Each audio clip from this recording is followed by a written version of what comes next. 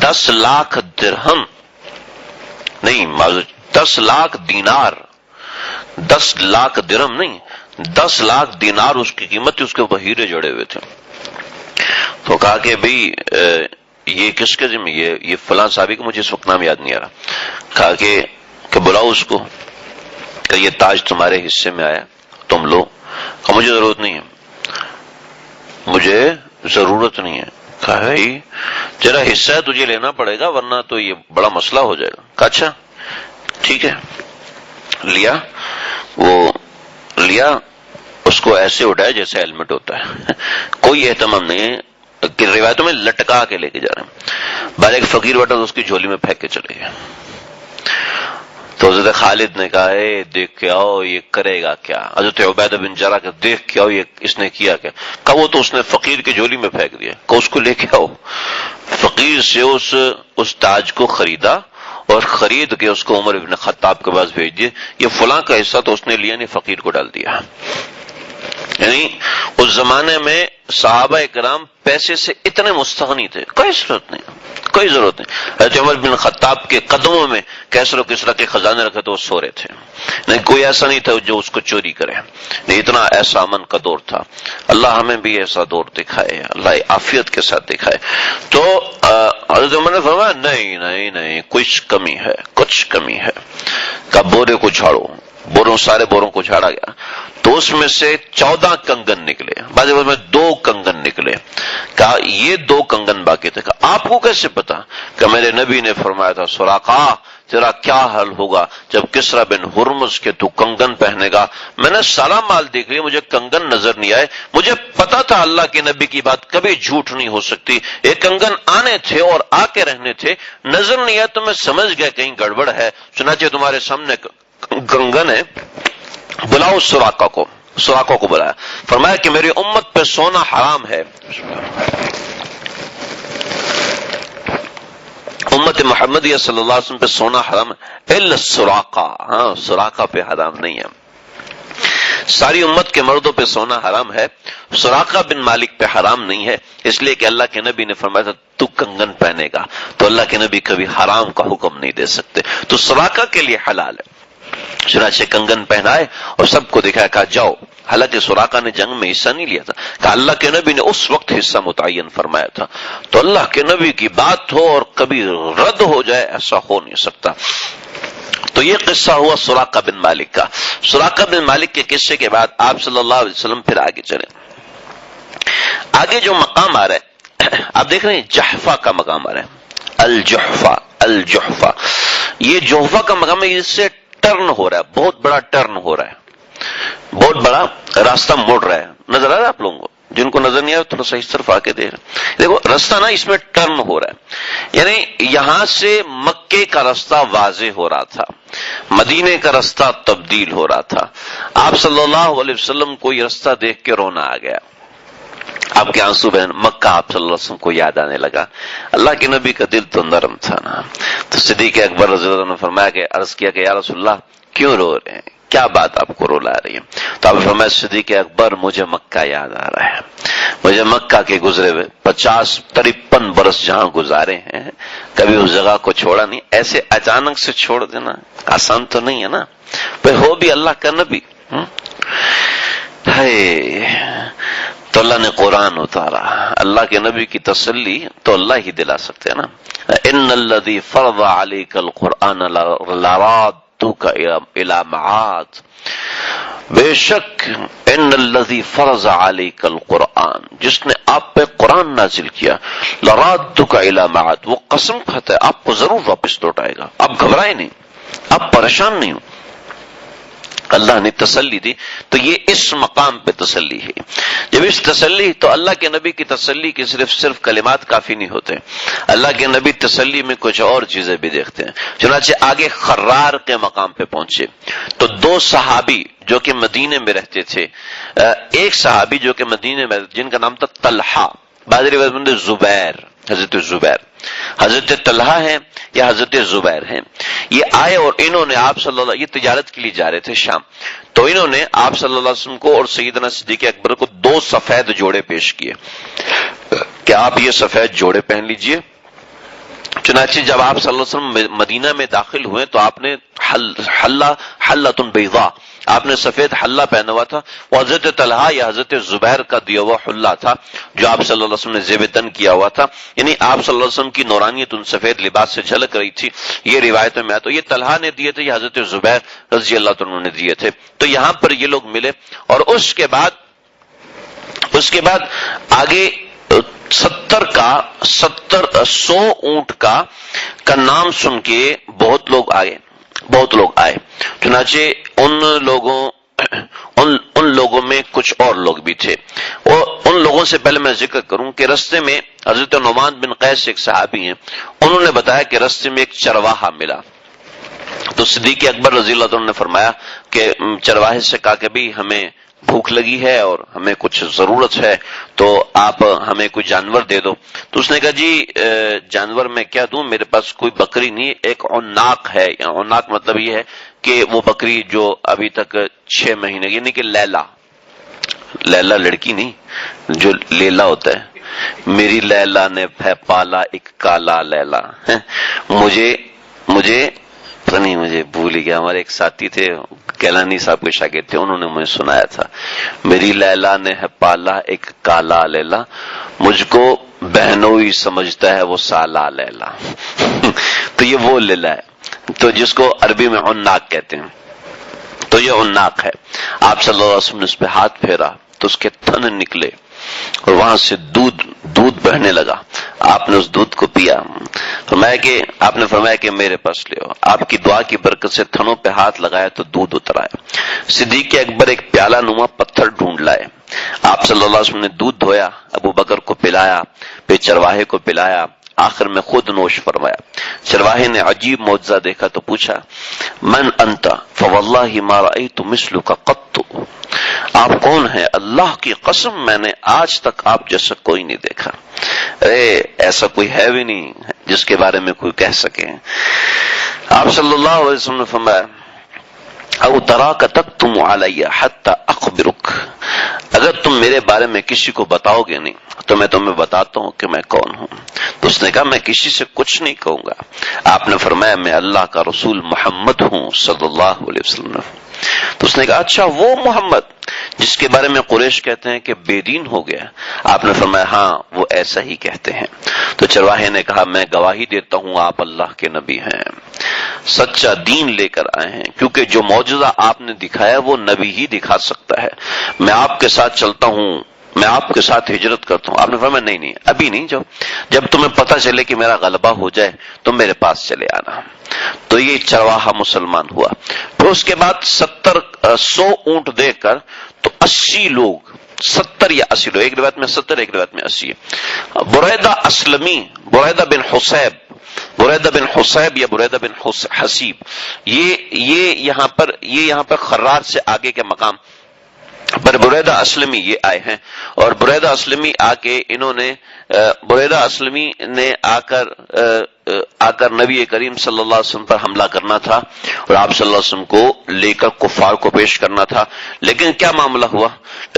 فرمایا کہ بریدہ اسلمی جب پہنچے ہیں تو آپ صلی اللہ علیہ وسلم نے بریدہ سے پوچھا، دیکھتے ہی آپ نے پوچھا، وہ حملہ کرنے سے قاصر ہو گئے، پوچھا من انتا، کہ میں بریدہ ہوں۔ تو آپ صلی اللہ علیہ وسلم نے نیک پھال لیا۔ آپ نے فرمایا کہ برد امرنا و اصلح، بریدہ کا مطلب ہے ٹھنڈا، ٹھیک ہے؟ فرمایا کہ ابھی ہمارا معاملہ ٹھنڈا، یہ بندہ گرمی کرنے والا نہیں ہے، یہ بندہ ٹھنڈا رکھنے والا ہے۔ اس لیے فرماتے کہ نام سوچ سمجھ کے رکھنے چاہیے، بچوں کے نام اچھے رکھنے چاہیے، اچھے معانی والے رکھنے چاہیے۔ پھر پوچھا کس قبیلے سے؟ کہا کہ قبیلہ اسلم سے۔ آپ نے پھر بطور نیک فالی کے فرمایا سلمنا، یعنی ہم سلامت رہے۔ پھر قبیلہ اسلم کی کس شاخ سے ہو؟ کہا بنو سہم سے۔ میں خرج سہمک، تیرا حصہ نکل آیا، تیرا حصہ نکل آیا۔ بریدہ نے پوچھا تم کون ہو؟ کہا کہ فرمایا کہ انا محمد ابن عبداللہ رسول اللہ صلی اللہ تعالی علیہ وسلم۔ اتنی سی بات کہی تھی کہ بریدہ کے دل کی دنیا بدلی ہو گئی۔ اللہ کے نبی نے محبت سے دیکھا ہو تو کون پیچھے رہے گا؟ اسلام لے آئے، جنگجوؤں کا پورا دستہ جو 80 لوگوں کا ان کے ساتھ تھا وہ سب کے سب اسلام لے آئے اور سب کے سب اسلام کے جاں باز مجاہد بنے. آپ صلی اللہ علیہ وسلم کے پیچھے عشاء کی نماز ادا کی. اور پھر بعض روایتوں میں آتا ہے کہ حضرت بریدہ نے آپ صلی اللہ علیہ وسلم سے سورہ مریم کی کچھ آیات سیکھی اور پھر ہجرت تک آپ صلی اللہ علیہ وسلم کے ساتھ رہے. لیکن اس سے پہلے کیا کیا؟ انہوں نے کہا کہ یا رسول اللہ آپ ایسا کریں کہ مجھے کچھ نشانی دے دیں کہ میں وہ نشانی مدینہ میں لے جاؤں, لوگوں کو دکھاؤں کہ محمد عربی صلی اللہ علیہ وسلم تشریف لا رہے ہیں. چنانچہ آپ صلی اللہ علیہ وسلم نے اپنا امامہ اتارا, بریدہ اسلمی کو ایک ڈنڈے پہ باندھ کے دیا اور فرمایا کہ جاؤ یہ لے جاؤ. یہ بریدہ اسلمی کی بڑی سعادت مندی ہے کہ اسلام کا پہلا جھنڈا جس نے لہرایا وہ بریدہ اسلمی تھے. اور جب آپ صلی اللہ علیہ وسلم بستر مرگ پر تھے اور آپ نے جیش اسامہ بن زید کو بھیجا, تو جیش اسامہ بن زید کو بھیجنے کے لیے آپ صلی اللہ علیہ وسلم نے جو پرچم دیا, حضرت اسامہ نے کہا یا رسول اللہ ایک پرچم عنایت فرما دیجئے. تو آپ نے اپنی پگڑی اتاری اور پگڑی اتار کے پرچم بنایا, کہا کہ این بریدہ, بریدہ کہاں ہے؟ تو اسلام کا جو آپ صلی اللہ علیہ وسلم نے آخری پرچم دیا وہ بھی حضرت بریدہ اسلمی کے ہاتھ میں دیا. تو یہ بریدہ اسلمی یہاں ہجرت کے سفر میں مسلمان ہوئے. اس سے آپ صلی اللہ علیہ وسلم کو بڑی تسلی ہوئی.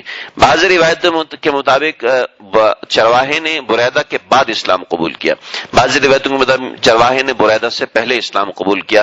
یہ چرواہا اور تھا جو جبل جمدان کے پاس چرواہا تھا, وہ چرواہا اور تھا. اس نے واللہ علم ایمان قبول کیا تھا یا نہیں کیا تھا, بعض روایتوں کے مطابق کیا, بعضوں کے مطابق نہیں کیا, لیکن اس نے پکا ایمان قبول کیا تھا چرواہے نے. اس کے بعد کافی لمبا سفر ہے جو آپ نے بریدہ اسلمی اور ان لوگوں کے ساتھ گزارا. تو پھر آگے کا سفر بڑا گھوم کے جاتا تھا, اس کو نہیں چھوڑے. تو نبی کریم صلی اللہ علیہ وسلم نے صدیق اکبر سے کہا کہ بھئی آپ ایسا کریں کہ کوئی ایسا شخص ڈھونڈے جو یہاں پر جو اور شارٹ کٹ رستے کو جانتا ہو, اس لیے کہ وہ مقام عرج ہے, مقام عرج سے گھوم کے جانا ہے اور قبا اس طرف ہے. جب قبا اس طرف ہے اور درمیان میں مدلجے ہیں یعنی درمیان میں درے ہیں, اور آج بھی ان دروں کو کاٹ کے رستہ بنایا ہوا ہے, ورنہ آج وہ رستہ نہیں ہے جو طریق ہجرت ہے, بلکہ یہاں پر جو مقام عرج سے رستہ گھوم کے جاتا ہے, یعنی جو رستہ میں نے وہ بنایا ہوا کالے رنگ کا, وہی رستہ آج بھی چلتا ہے. لیکن آپ صلی اللہ علیہ وسلم اندر کے راستے سے گئے ہیں اور آج بھی کچھ درے کاٹ کے بنائے ہوئے جن کی تصاویر بھی مل جاتی ہیں. تو آپ صلی اللہ علیہ وسلم نے فرمایا کہ بھی کچھ ایسا شخص تلاش کرو. چنانچہ آپ صلی اللہ علیہ وسلم کے جو ساتھی تھے سیدنا صدیق اکبر رضی اللہ عنہ, ان کے ایک دوست تھے جو قبیلہ عرج ہے نا, یہ جو قبیلہ عرج, وہاں پہ عرج آپ کو نظر آ رہا ہے, قبیلہ عرج کے کچھ لوگ ملے اسی جگہ پر جہاں پر یہ مسعود بن حنیدہ لکھا ہوا ہے. یہ مسعود بن حنیدہ آپ کو ملے تو مسعود بن حنیدہ سے پوچھا کہ بھئی آپ کون ہو, میں یہاں سے آپ کو حدیث سناؤں. کہ دوپہر کو خلوات میں تھا کہ میری نظر سیدنا ابوبکر صدیق پہ پڑی جو ایک اور شخص کے ساتھ محو سفر تھے. جب وہ میرے قریب پہنچے تو میں نے انہیں سلام کیا, تو حضرت ابوبکر صدیق میرے آقا ابو تمیم کے دوست تھے, تو انہوں نے مجھ سے کہا کہ ابو تمیم کے پاس جاؤ, انہیں میرا سلام کہو اور یہ میرا پیغام دو کہ مجھے ایک اونٹ زاد راہ اور خفیہ راستہ دکھانے کے لیے کوئی رہبر چاہیے. تو مسعود بن حنیدہ کہتے ہیں کہ میں اپنے آقا کے پاس گیا اور میں نے ان کو ابوبکر صدیق رضی اللہ عنہ کا پیغام دیا. تو میرے آقا نے گھر کا اونٹ, ایک مشک دودھ اور ایک ساق کھجور مجھے دیتے ہوئے کہا چونکہ تم سارے رستوں سے واقف ہو اس لیے تم ہی بطور رہبر ان کے ساتھ چلے جاؤ, جہاں تمہاری ضرورت ہو وہاں تم ان کی مدد کرنا. میں ان حضرات کے ساتھ چلا. جب ہم رکوبہ پہاڑ تک پہنچے ہیں تو نماز کا وقت ہو گیا. آپ صلی اللہ علیہ وسلم نے نماز پڑھانی شروع فرمائی. سیدنا ابوبکر صدیق دائیں ہاتھ پہ کھڑے تھے. جب میں نے قرآن پاک کی تلاوت سنی تو اسلام میرے سینے میں داخل ہو گیا, میں اسی وقت اسلام لے آیا. آپ صلی اللہ علیہ وسلم کے بائیں جانب آ کے کھڑا ہو گیا تو رسول اللہ صلی اللہ علیہ وسلم نے سیدنا ابوبکر کے سینے پہ ہاتھ رکھ دیا, انہیں پیچھے رکھنے کا اشارہ, پیچھے ہٹنے کا اشارہ کیا. جو طریقہ ہے کہ دو بندے اگر نماز پڑھ رہے ہیں تو اور تیسرا بندہ آ کے کھڑا ہو جائے تو امام پیچھے دائیں آدمی کے سینے پہ ہاتھ رکھے تو وہ پیچھے ہو جائے گا اور دوسرا شخص بھی اس کے ساتھ پیچھے ہو جائے, ایڑیاں گھسیٹتا وہ پیچھے ہو جائے, یعنی پاؤں نہ اٹھائے. تو ہم دونوں نے آپ کے پیچھے صف باندھ لی. پھر بدن رائم سے ہوتے ہوئے جب قبا پہنچے تو معلوم ہوا کہ وہاں مسلمانوں نے نماز پڑھنے کے لیے ایک جگہ مقرر کی ہے. تو یہ انہوں نے ایک اپنا قصہ نقل کیا ایمان لانے کا. اس سے پہلے بھی ایک اور چیز ہے کہ یہ مسعود اپنے آقا تک ابو تمیم تک کے پاس گئے, بتایا کہ میں نے ان کو اس پہاڑ تک پہنچا دیا ہے. تو کہنے لگے کہ رقوبہ پہاڑ تک پہنچا دیا ہے. تو رقوبہ پہاڑ سے یہ مسعود واپس آگے تھے, یا بعض روایت کے مطابق یہ بھی ساتھ چلتے رہتے لیکن ان کو مزید کا رستہ پتہ نہیں تھا. تو سعد العرجی یہ آگے بڑھے اور یہ آگے کہنے لگے کہ میں رستہ جانتا ہوں آگے کا, لیکن مسئلہ یہ ہے کہ اس رستے کے اندر جو ہے 2 ڈاکو ہیں جو بڑے خطرناک ڈاکو ہیں, وہ چھوڑتے نہیں کسی کو. تو اگر آپ فرماتے ہیں تو ہم یہاں سے چلتے ہیں, آپ فرماتے ہیں تو ہم پھر گھوم کے جائیں گے. تو فرمایا خذ بنا علیہ, چلو ہم چلتے ہیں.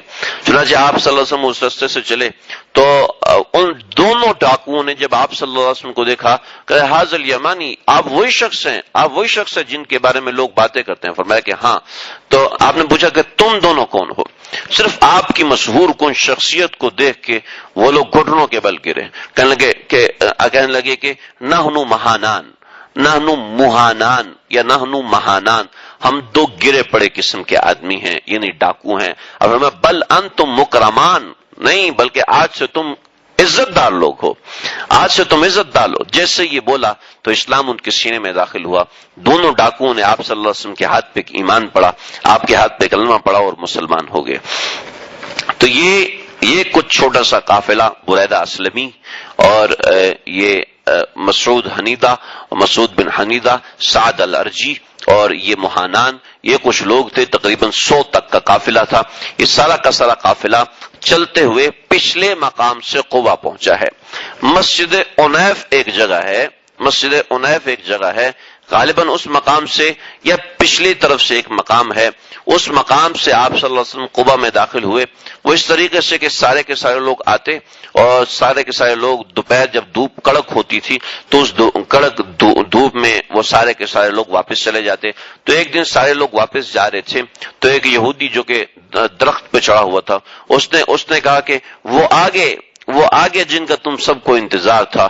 تو سب لوگوں کے خون گرم ہوئے اور سارے کے سارے نعرے لگاتے ہوئے حضرت عمر فاروق رضی اللہ عنہ, حضرت عمر ابن مکتوم, حضرت عبداللہ بن مکتوم اور دیگر بہت سے صحابہ, وہ سارے کے سارے آپ صلی اللہ علیہ وسلم کا انتظار کر رہے تھے. تو سارے کے سارے دوڑے آپ صلی اللہ علیہ وسلم کی اونٹنی کے دائیں بائیں ہو کے ایک قافلے کی صورت میں آپ صلی اللہ علیہ وسلم کو لے کر وہ قبا کے مقام پر داخل ہوئے. جب قبا کے مقام پہ داخل ہوئے تو آپ صلی اللہ علیہ وسلم نے حضرت کلثوم بن حدم رضی اللہ عنہ, یہ ایک بڑے جلیل القدر صحابی ہیں.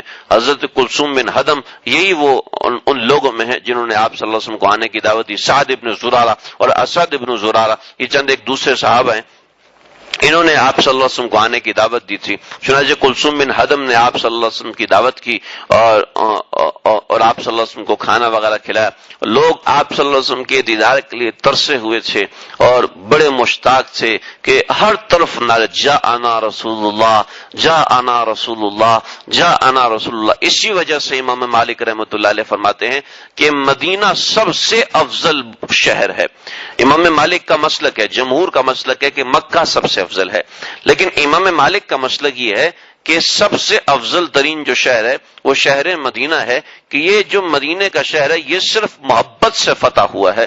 دوسرے شہر کسی نہ کسی درجے میں تلوار سے فتح ہوا, جیسے فتح مکہ یہ بھی تلوار سے فتح ہوا, ایسے دوسرے بہت سے شہر تلوار سے فتح ہوئے. لیکن مدینے کا جو شہر ہے, یہ مدینے کا شہر جو فتح ہوا ہے یہ صرف اور صرف محبت سے فتح ہوا ہے, یہ تلوار سے فتح نہیں ہوا کہ ہر شخص نعرہ لگایا جاءنا رسول اللہ جاءنا. یاد رکھیں ابھی قبا کے مقام پر آپ ہیں, ابھی تک آپ مدینہ منورہ نہیں پہنچے. تو قبا کے مقام پر آپ صلی اللہ علیہ وسلم, کلثوم بن حدم رضی اللہ عنہ نے آپ صلی اللہ علیہ وسلم کی دعوت کی. تو آپ صلی اللہ علیہ وسلم کو پھر صحابہ نے عرض کیا کہ یا رسول اللہ, یہاں پر کلثوم بن حدم نے آپ کی دعوت کی. ہوا یہ کہ صدیق اکبر رضی اللہ عنہ کے داڑھی کے بال زیادہ سفید تھے اور آپ صلی اللہ علیہ وسلم کی جو داڑھی مبارک تھی بالکل سیاہ تھی.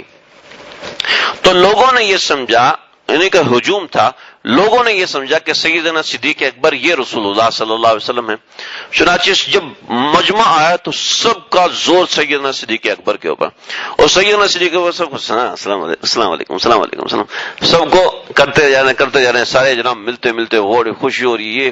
اللہ کے نبی پیچھے، اونٹنیاں اس کے پیچھے، آپ اللہ کے نبی اونٹنے سے اتر چکے تھے تو اونٹیاں اس کے پیچھے، اللہ کے نبی صدیق اکبر کے جلوہ میں ان کے پیچھے پیچھے، اور صدیق اکبر سب سے سلام لیتے لیتے لیتے لیتے جب ایک جگہ پہ بیٹھے تو وہاں پہ دھوپ آئی۔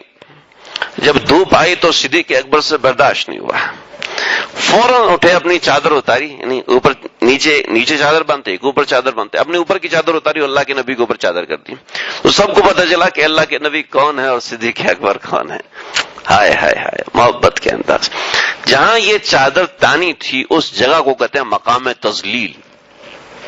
یہ مقام تذلیل یہ مسجد قباء کے جو مرکزی دروازے آگے کی طرف، جو مسجد قباء کا جو مرکزی دروازہ ہے، اس مرکزی دروازے کے سامنے پہلے چھوٹا سا باغیچہ بنا ہوا تھا، اس جگہ پر جو مقام ہے وہ مقام تذلیل ہے، وہ جگہ ہے۔ پہلے اس جگہ کا بڑا اہتمام تھا، اس جگہ درخت لگائے ہوئے تھے، اور اب بس ان چیزوں کو ختم کیا جا رہا ہے۔ تو یہ مسجد قباء کا جو مرکزی دروازہ ہے، اس مرکزی دروازے کی جگہ پر مقام تذلیل تھا، بڑا اس کا اہتمام کیا جاتا تھا۔